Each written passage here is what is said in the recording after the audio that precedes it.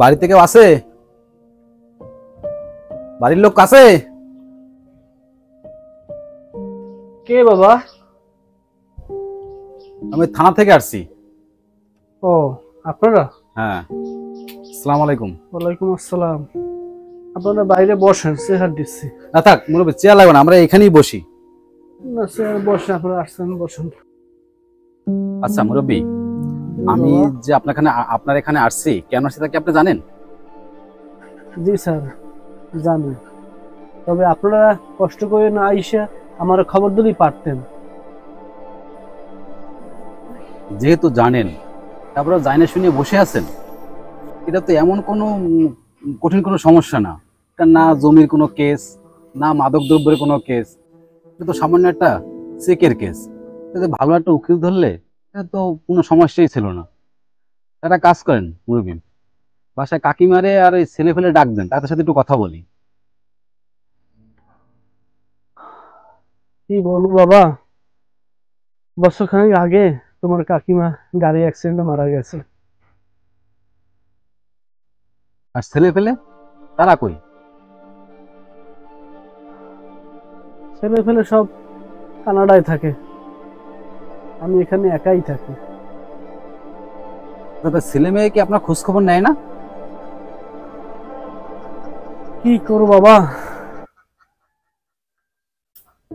এই বাড়ি বন্ধক রেখে ছেলে মেয়ের বাইরে পাঠাইছি, ওখানে পড়াশোনা করে ওরা ওখানে সেটেল হয়ে গেছে, আমার আর খোঁজ খবর নেয় না। তোমার কাকিমা যখন অসুস্থ হয়, ওই ট্রিটমেন্ট করার জন্য আমি 1 লাখ টাকা আনছিলাম, সেই টাকা তো আর শোধ করতে পারি না। তোমার কাকিমাও মারা গেছে। কথা এক প্রকার ফাইনাল, বাড়িটা বিক্রি করে দেব, দিয়ে ব্যাংকের টাকাটা শোধ করে দেব, আর পাওনাদারের 1 লাখ টাকাও দিয়ে দেব। পাওনাদারও কি দোষ,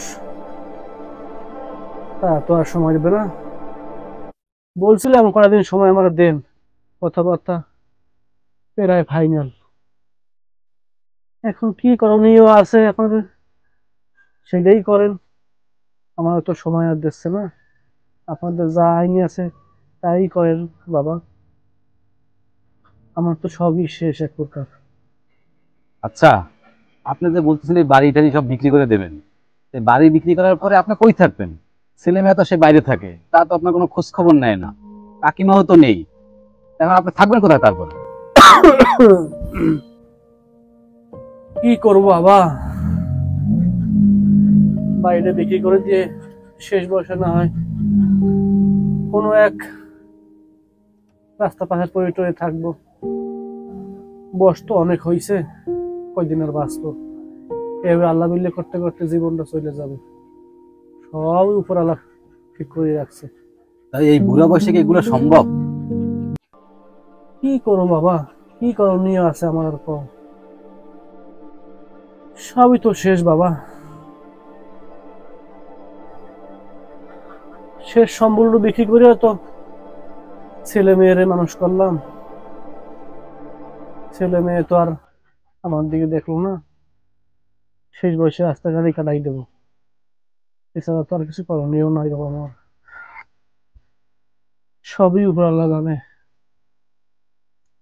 আচ্ছা উকিল সাহেব, একটু কাগজটা দেন।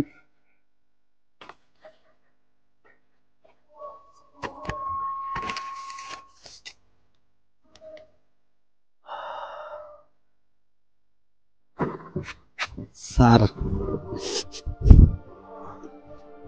কি বাবা? স্যার আপনি কি আমার চিনতে পারেন নাই স্যার? না বাবা। স্যার আমি সেই আকাশ মৃধার ছেলে।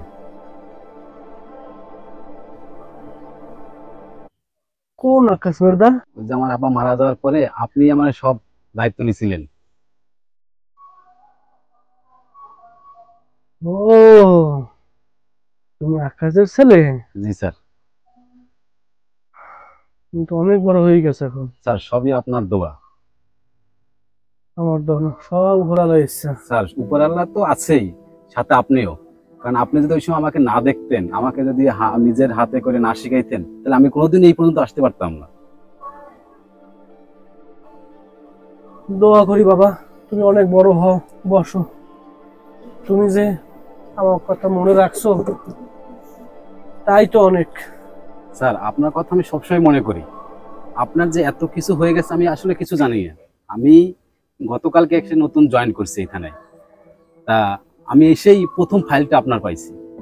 আমি ফাইলটা পেয়ে আমি সাথে সাথে আপনার কাছে চলে আসছি। আমি কিন্তু এখন পর্যন্ত অফিসে জয়েন করিনি, কার্যকর শুরু হয়নি, জাস্ট ফাইলটা পেয়ে আমি আপনার কাছে চলে আসছি। তবে স্যার আমার একটাই রিকোয়েস্ট যে আপনি এখানে একটা সই করবেন।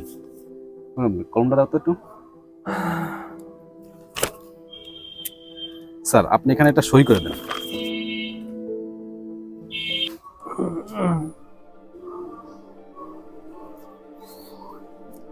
ঠিক আছে স্যার। বল সাহেব ধরেন। আপনার শরীর অবস্থা খুবই খারাপ। আর আমার একটা অনুরোধ স্যার, আপনি না বলবেন না। আজকের থেকে আপনারা এই বাড়িতে থাকবেন না। আজকের থেকে আমি অফিস থেকে বাংলো পাইছি, সেই বাংলোতে থাকবো। আমার তো কেউ নেই স্যার। বাবা তুমি যে আমার কথা মনে রাখছো এখন পর্যন্ত, সেইতে আমি অনেক খুশি। তুমি যখন বলছো আমি তোমার কথা খোয়াইতে পারলাম না, আমি তোমার সাথেই থাকবো। তুমি বাড়িটা বিক্রি করিয়া সবার দেনা ভাড়াটা দিয়ে নি, তারপর আমি তোমার কাছে থাকো বাবা। স্যার বাবা আপনি যে টাকা পয়সার কথা চিন্তা করতেছেন, কোনো চিন্তা করার দরকার নেই। এই যে আপনার সইটা নিলাম, আমি সবার টাকাই শোধ করে দিছি। আপনার কাছে শুধু একটাই অনুরোধ হচ্ছে, আপনি এখন আপনি আমার সাথে থাকবেন। চলেন স্যার, এই বাড়িতে থাকা দরকার নেই। আপনি একা একা কেন এখানে থাকবেন? চলেন স্যার। আল্লাহ গুড সাহেব, গাড়িটা বের করতে বলুন। আচ্ছা